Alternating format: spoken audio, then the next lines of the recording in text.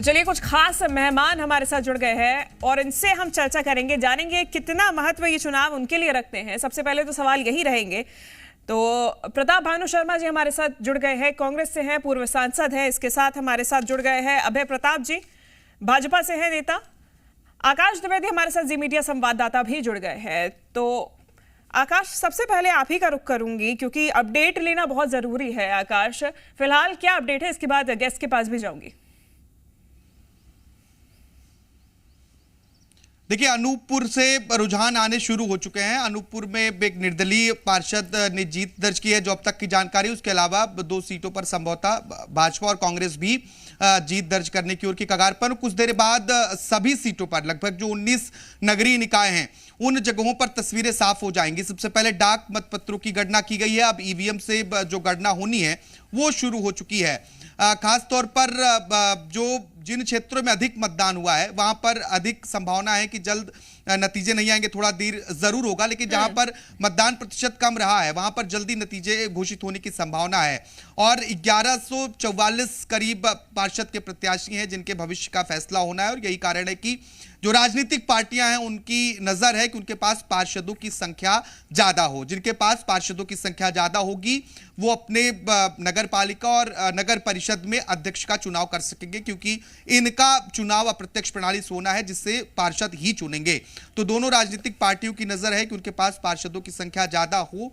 अभी मतगणना शुरू ही हुई है तो ऐसे में धीरे धीरे तस्वीरें साफ होती जाएंगी। राघवगढ़ जैसी सीटों पर नजरें अभी टिकी हुई हैं। बिल्कुल, नजरें टिकी हुई हैं और ये नजरें इसलिए भी टिकी हैं क्योंकि ये चुनाव कहीं ना कहीं बहुत ज्यादा मायने रखता है विधानसभा चुनाव के लिहाज से भी। लेकिन कितना ज्यादा महत्वपूर्ण है गेस्ट के लिए ये भी जान लेंगे। अभय प्रताप जी, कितना महत्वपूर्ण है ये चुनाव? देखिए, भारतीय जनता पार्टी तो हर चुनाव महत्वपूर्ण रहता है भारतीय जनता पार्टी के लिए, क्योंकि नगरीय निकाय के चुनाव तो सीधी जनता की सेवा से जुड़े होते हैं। किसी भी नगरीय क्षेत्र में काम करने की जो सरकार होती है वो नगरीय सरकार होती है। राज्य सरकार और केंद्र सरकार की योजनाओं का इम्प्लीमेंटेशन भी, इनका क्रियान्वयन भी यही संस्थाएं करती हैं। इसलिए भारतीय जनता पार्टी के लिए तो हर चुनाव महत्वपूर्ण है। जैसा कि अभी आपने जेताहरी के परिणाम भी बताए हैं कि 4 वार्ड में भारतीय जनता पार्टी ने विजय प्राप्त की है। तो नए साल में भी आप पाएंगे कि भारतीय जनता पार्टी को आशीर्वाद जो है जनता का, प्रदेश की जनता का, माननीय मोदी जी की गरीब कल्याण की योजनाओं का, माननीय शिवराज जी की योजनाओं का, भारतीय जनता पार्टी पर भरोसा जनता ने एक बार फिर जताया है। ठीक है अभय जी, एक अपडेट दे देती हूँ। कुल मिला के 15 वार्ड जो है जेतहारी में, उसमें 7 पे बीजेपी ने जीत हासिल की है, 6 पे कांग्रेस ने बाजी मार ली है। आगे आ गई है कांग्रेस, तो ये एक टक्कर वाली स्थिति बनती हुई नजर आ रही है। चलिए अभय जी आपके पास लौटूंगी। प्रताप भानु जी हमारे साथ जुड़े हुए हैं। प्रताप जी, 16 नगर निकायों में जब चुनाव हुए थे पिछली बार, तब कमलनाथ कुछ ज्यादा इंटरेस्ट दिखाते हुए नजर नहीं आए थे। इस बार कितना महत्वपूर्ण? नहीं, वो जो पहले 16 चुनाव हुए थे वो भी महत्वपूर्ण थे और उनमें 5 को सीधी कांग्रेस को विजय मिली थी। बड़ी बड़ी नगर पालिकाएं, नगर निगम थे और बाकी तो 2 पे बीजेपी हारी थी, दूसरे दल के लोग आ गए थे। 15-16 में से मैंने ये देखिए कि मुश्किल से 6 या 7 उनको मिल पाए थे बीजेपी को।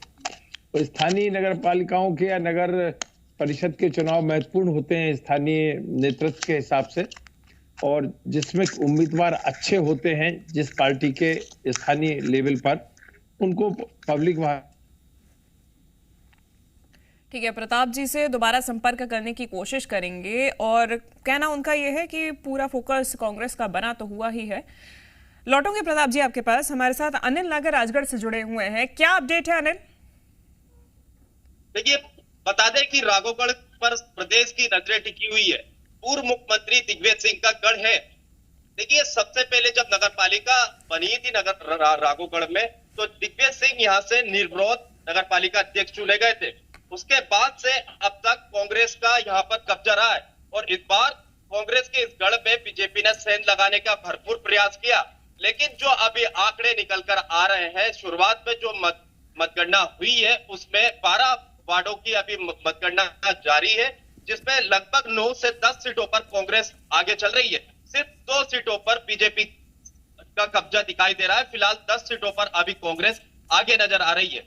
जी ठीक है, कांग्रेस आगे नजर आ रही है और लिहाजा दिग्गी राजा का गढ़ है तो होना भी चाहिए, नहीं होगा तो फिर बड़ा सवाल खड़ा हो सकता है। अभय जी, क्या लगता है कि जब नतीजे फुल एंड फाइनल आ जाएंगे राघवगढ़ के तो क्या ये किला भेदने में आप सक्षम हो पाएंगे?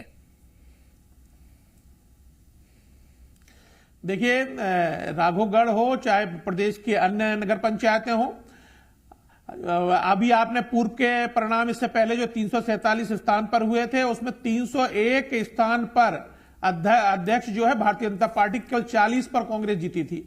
70% से ज्यादा सिंबल पर भारतीय जनता पार्टी जीती थी ये सारे चुनाव। तो इसलिए पूरे मध्य प्रदेश में केवल 11% कांग्रेस जीत पाई थी इन संस्थाओं को जो पिछली बार अभी हुए थे। इसलिए आने वाले जो परिणाम हो रहे हैं इसमें भी भारतीय, आप देखना कि जो 13 नगर परिषद और 6 नगर पालिका के चुनाव हैं 19 में से भारतीय जनता पार्टी लीड करेगी और भारी बहुमत से लीड करेगी।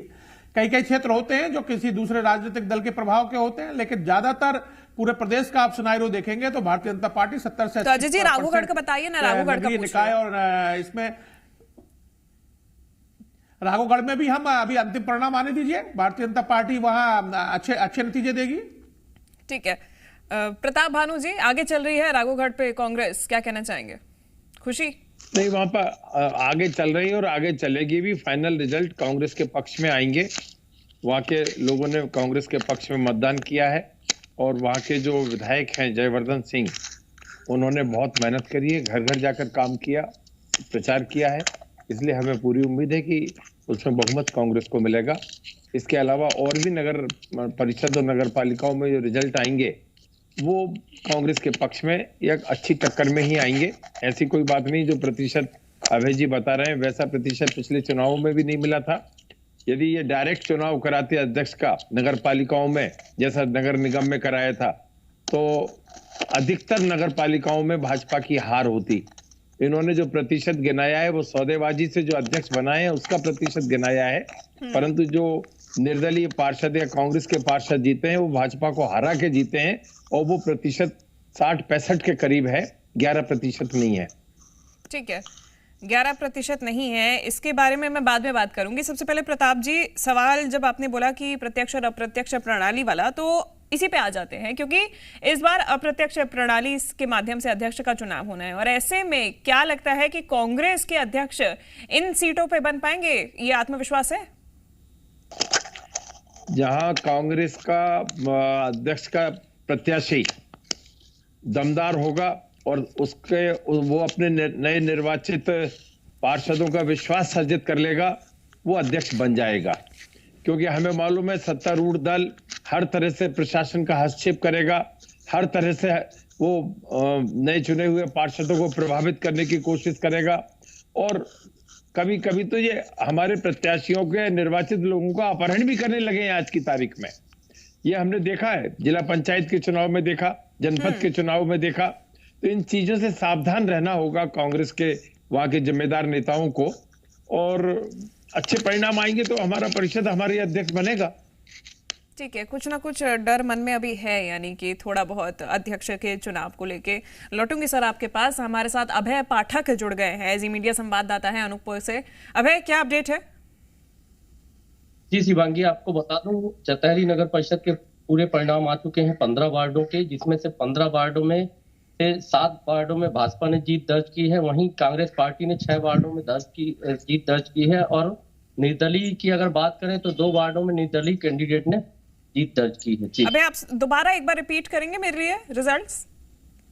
जी बता दूं, जतहरी नगर परिषद के 15 वार्डों के चुनाव परिणाम आ चुके हैं, जिसमें से 7 वार्डों में भारतीय जनता पार्टी ने जीत हासिल की है और 6 वार्डों में कांग्रेस पार्टी ने जीत दर्ज की है। वहीं निर्दलीय प्रत्याशियों ने 2 वार्डों में जीत दर्ज की है। बिल्कुल, लगभग कांटे की टक्कर मानी जा रही है, यानी कि 7 पर भाजपा, 6 पर कांग्रेस, 2 पर निर्दलीय जीते हैं। यानी कि सीधे सीधे अब लड़ाई जो है वो अध्यक्ष पद के लिए देखनी पड़ेगी। हमारे साथ अभय जी जुड़े हुए हैं, अभय प्रताप जी, 2 अभय हो गए। अभय प्रताप जी, रिजल्ट आ गए हैं, 15 वार्ड में से 7 पे जीत, कांटे की टक्कर देते हुए कांग्रेस 6 पर। जयधारी देखिए, नगर पंचायतों के वार्ड जो होते हैं, बहुत छोटे स्थानीय जो अपना नेतृत्व होता है, उसके कारण बहुत 15 वार्ड होते हैं, और 15 वार्डों में भी 1000 की संख्या या मतदाता होते हैं, या उससे भी कम होते हैं नगर पंचायत में। तो इसलिए वहां हार जीत का मामला कम रहता है। 7 भारतीय जनता पार्टी ने वहां लीडिंग किया है, और 2 जो निर्दलीय जीते हैं वो भी जो है कहीं ना कहीं भारतीय जनता पार्टी के पक्ष में रहेंगे। तो भारतीय जनता पार्टी ने वहां एक तरह से बहुमत की स्थिति में भारतीय जनता पार्टी आ गई है, और जयतहारी में भारतीय जनता पार्टी का अध्यक्ष वहां होगा। अच्छा अभय जी, चुनाव छोटे होते हैं, बिल्कुल मैं मान रही हूं, लेकिन जयतहारी जहां पे सबसे ज्यादा वोटिंग फीसदी रही है, 80% यहाँ वोटिंग हुई थी, ऐसे में अगर कांटे की टक्कर इस कदर बनी हुई है, तो और छोटी जगह जहां पे वोटिंग भी कम हुई है, वहां पे क्या स्थिति रहेगी भाजपा की? देखिए, भारतीय जनता पार्टी, मैं आपसे फिर कह रहा हूं कि पिछला चुनाव का जो हो चुके हैं उनको देख लीजिए, या अभी आने वाले आगे देख लीजिए। भारतीय जनता पार्टी हर नगर पंचायत में लीड करेगी, चूंकि ये चुनाव स्थानीय विषयों पर भी होते हैं, स्थानीय प्रत्याशी की इमेज पर भी होते हैं, इसलिए इसमें कई चीजें प्रभाव डालती हैं, लेकिन ओवरऑल आप देख रहे हैं कि भारतीय जनता पार्टी लीड कर रही है। ठीक है अभय जी, लौटूंगे आपके पास। स्थानीय मुद्दों की बात हो रही है तो मैं प्रताप जी से जान लेती हूँ। प्रताप भानु जी, क्या स्थानीय मुद्दे रहे इस नगर पालिका और परिषद के चुनाव में? नगर पालिका और परिषद के चुनाव में हमेशा स्थानीय मुद्दे रहते हैं, और प्रत्याशी सबसे महत्वपूर्ण होता है, जिसका घर घर जाके संपर्क होता है। स्थानीय मुद्दों में मैं तो ये मानता हूं, जो विकास के नाम पर नगर पालिकाएं काम नहीं कर रही हैं, पैसे का मिसयूज हो रहा है, भ्रष्टाचार हो रहा है, प्रशासन का दुरुपयोग हो रहा है, जिससे आम जनता परेशान है, उसका प्रभाव दिखेगा इन रिजल्ट में, मैं ऐसा मानता हूं। और अभी तो ये प्रारंभिक रिजल्ट हैं, शुरुआती हैं, अभी और 1-2 घंटे में तस्वीर साफ हो जाएगी। मुझे लगता है कि जहां हमारे प्रत्याशियों ने अच्छा काम किया है, वह बहुमत कांग्रेस को मिलेगा, और किसी भी तरह की जोड़ तोड़ हम नहीं होने देंगे, ये सुनिश्चित करेंगे। बिल्कुल, जोड़ तोड़ का डर आपको सता रहा है, क्योंकि दूसरी बार आप इसका जिक्र कर रहे हैं, और देखना ये होगा कि फिलहाल आज क्या तस्वीरें सामने निकल कर आती है। आशंका है। ठीक है, खंडवा से हमारे साथ प्रमोद सिन्हा जी, मीडिया संवाददाता, जुड़ गए हैं। चलिए खंडवा से भी अपडेट लेते हैं। प्रमोद, देखिए, ओमकारेश्वर में स्थिति लगभग साफ हो गई है, सिर्फ घोषणा होना बाकी है। ओमकारेश्वर में 15 वार्डों में से 9 वार्ड भारतीय जनता पार्टी ने जीते हैं और 6 कांग्रेस के खाते में गए हैं। महत्वपूर्ण बात यह है कि जो कांग्रेस को जो छठवीं जीत मिली है वो 28 से हुई, क्योंकि भारतीय जनता पार्टी और कांग्रेस दोनों ही प्रत्याशी को 86 वोट मिले थे। बाद में सिक्का उछाला गया और सिक्का कांग्रेस के पक्ष में गया। इस तरह से जो है कांग्रेस की 6 सीटें हो गई हैं। 9 सीटें भारतीय जनता पार्टी ने जीती है, 15 में से उनकी परिषद बनना तय है, और नगर परिषद अध्यक्ष की सीट भारतीय जनता पार्टी के खाते में जाएगी निश्चित ही। ठीक है प्रमोद, सिक्का उछल गया तो 6ठी सीट भी कांग्रेस को मिल गई, 6ठा वार्ड भी, लेकिन अन्यथा 10 हो सकते थे। और जैसा कि आप बोल रहे हैं कि कहीं ना कहीं तस्वीर ओमकारेश्वर में क्लियर नजर आ रही है। रुक करूंगे आकाश का। आकाश राजधानी भोपाल से हमारे साथ मौजूद हैं। आकाश, तस्वीरें आप देख रहे हैं, अपडेट आप देख रहे हैं, कितना महत्व है ये सारी तस्वीरें फिलहाल अध्यक्ष पद के चुनाव के लिए? देखिए, अध्यक्ष पद के चुनाव के लिए तो पार्षदों की संख्या बल चाहिए ही, जिसके पास ज्यादा संख्या बल होगा उसकी सरकार बनेगी इस शहर में। प्रताप भानु जी जिस बात का जिक्र कर रहे थे उनसे सवाल करना चाहूंगा। उन्होंने कहा कि अप्रत्यक्ष प्रणाली से चुनाव हो रहे हैं, इसलिए आशंका है अगर प्रत्यक्ष प्रणाली से होते तो उनके ही नगर निगम में भी महापौर ज्यादा से ज्यादा होते, और अभी जो चुनाव हो रहे हैं यहाँ पर अध्यक्षों के भी। प्रताप भानु जी, आपकी सरकार में शायद ये कमलनाथ जी ने फैसला लिया था प्रत्यक्ष प्रणाली का। प्रताप जी नहीं, क्या जानना चाहते हैं? मेरे कट गया था बीच में अभी। जी, वो जानना चाहते हैं कि आप ही की सरकार में कमलनाथ जी ने फैसला लिया था। ये पूछना चाह रहा हूं। जी पूछिए। आकाश, सवाल दोहराइए। जब कांग्रेस की सरकार थी प्रदेश में, तब उस वक्त कमलनाथ ने संभवतः फैसला लिया था कि अप्रत्यक्ष प्रणाली से अध्यक्ष चुने जाएं, महापौर चुने जाएं। बाद में सरकार ने तो जो 16 नगरीय निकाय वहां पे प्रत्यक्ष प्रणाली से चुनाव कराए, तो अब आपकी सरकार ने फैसला लिया, तो अब आप आपत्ति क्यों जता रहे हैं सर? नहीं, मैंने आपत्ति सिर्फ इस बात पर जताई है कि यदि प्रत्यक्ष चुनाव होते तो कांग्रेस को जो एक जनमानस आज बना हुआ है, कांग्रेस को बहुमत मिलता और कांग्रेस के अध्यक्ष और ज्यादा उपाध्यक्ष जीत कर आते। ये हेरा फेरी वाला काम नहीं होता। तो सर, और जब निर्णय यदि तो कमलनाथ कांग्रेस जी, सरकार का अरे ही था सुनिए ना? तो, जी। अरे सुनिए, अब पूरी बात तो मुझे करने जी, दीजिए, करिए, क्वेश्चन पे पूरी क्वेश्चन का पूरा जवाब तो दे दूं, सुन तो लीजिए। जी जब हमने ये फैसला किया था उस समय ये थोड़ी सोचा था कि ये इतनी हेरा फेरी कर लेंगे, ये बिल्कुल प्रत्याशियों का अपहरण कर लेंगे और बिल्कुल मनी पावर मसल पावर का गेम हो जाएगा। ये सत्ता बदलते से ही इन्होंने अपने रंग दिखाने शुरू कर दिए। और यदि अप्रत्यक्ष रूप से कर रहे थे तो उसमें पार्षदों का विश्वास से दिया अध्यक्ष बनता है तो उन्हें स्वतंत्रता रहती है अध्यक्ष चुनने की, पर उसमें प्रशासनिक दबाव का उपयोग नहीं होना चाहिए। मेरे कहने का मतलब सिर्फ यही है कि भाजपा के इस शासन में जिस तरह से उन्होंने सत्ता पलटी, भ्रष्ट आचरण से प्रदेश की सरकार को गिराई, उसी तरह के आचरण इन्होंने नगर पालिका और नगर निगम में हथियाने का प्रयास किया। जनपद में हमने देखा, जिला पंचायत में हमने देखा, भोपाल में आपका जवाब ले लेता हूं सरकार अभय की प्रताप नाक जी के से। नीचे हमने देखा। अभय प्रताप जी से जी। बात कर लेता हूं। नहीं, कर लीजिए। अभय जी, बार बार आरोप लग रहे हैं पुलिस पैसा प्रशासन, ये कमलनाथ भी कहते थे, अभी पूर्व सांसद जी कह रहे हैं, और जब वोटिंग हो रही थी तब तो नेता प्रतिपक्ष ने कहा कि जबरन वोट डलवाए जा रहे, कांग्रेस नेताओं को वोट नहीं डाले जा रहे। क्या ऐसी परिस्थिति बीजेपी उत्पन्न कर रही क्या? देखिए, मैंने अभी हमारे कांग्रेस के आदरणीय प्रताप भानु जी का जवाब सुना। उन्होंने जो जो आरोप कांग्रेस बीजेपी पर लगाए हैं, और आपने भी उनसे पूछा कि यह निर्णय आपकी सरकार ने लिया था पहली बार, तो उन्होंने वो सारी चीजें गिना दी जो ये करने वाले थे इनके शासनकाल में। ये उसमें अप्रत्यक्ष प्रणाली के तहत मनी पावर का सरकार का सारा उपयोग करके ये हथियाना चाहते थे। इन्होंने जो योजना बना रखी थी वो योजना उन्होंने अपने वक्तव्य में सामने रख दी। ठीक है आकाश, आप बने रहिए भारतीय हमारे जनता साथ। पार्टी पूरी निष्पक्षता के साथ सुप्रीम कोर्ट के आदेश के बाद चुनाव में गई।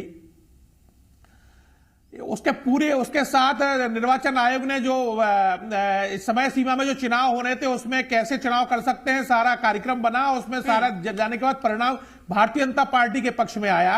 माननीय मोदी जी, माननीय शिवराज जी के जो नगरीय निकाय के लिए जो जमीन लोगों के जुड़े जो मामले हैं नगरीय विकास के, उन पर लोगों ने वोट किया है। इनके तो 3 विधायक भी महापौर का चुनाव हारे, जनमत खोए हुए हैं। तो इसलिए कांग्रेस ने वही आरोप लगाए हैं जो कांग्रेस करने वाली थी। इत्तेफाक से जो है सरकार इनकी बदल गई, तो अब ये उस जाल में खुद ही फंस गए। इसलिए भारतीय जनता पार्टी तो निष्पक्ष जनता के आशीर्वाद से सर्वाइव करती है और मोदी जी और शिवराज जी की योजनाओं के क्रियान्वयन पर सर्वाइव करती है। ठीक है अभय जी, प्रताप भानु जी लौटूंगे आपके पास। मैं अपडेट ले लेती हूँ बड़वानी से। जी मीडिया संवाददाता वीरेंद्र वाशिंदे हमारे साथ जुड़ गए हैं। वीरेंद्र, क्या अपडेट है?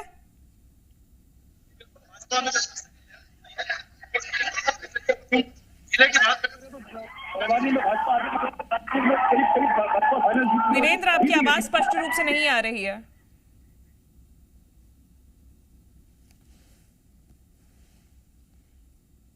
वीरेंद्र से दोबारा संपर्क करने की कोशिश करेंगे और यहां रुकेंगे एक छोटे से ब्रेक के लिए। ब्रेक के बाद एक बार फिर से चर्चा करेंगे इसी मुद्दे पे, क्योंकि आज का दिन महत्वपूर्ण है। निकाय चुनावों का आज नतीजा आ रहा है और जानेंगे कि आखिरकार कौन बाजी मार के लेके जाता है। देखते रहिए जी मध्य प्रदेश छत्तीसगढ़।